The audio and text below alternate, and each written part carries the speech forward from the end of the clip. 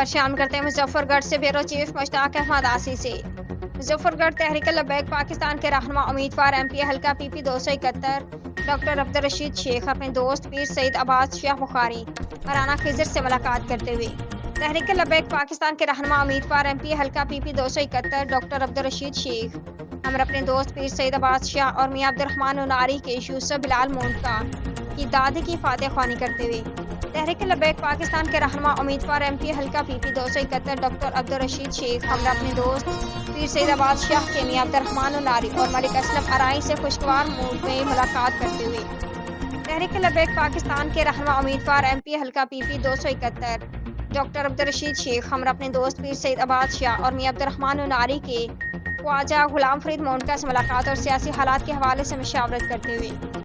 اس موقع پر خواجہ برادری نے آئندہ عام انتخابات میں بھرپور حمایت کا اعلان کیا۔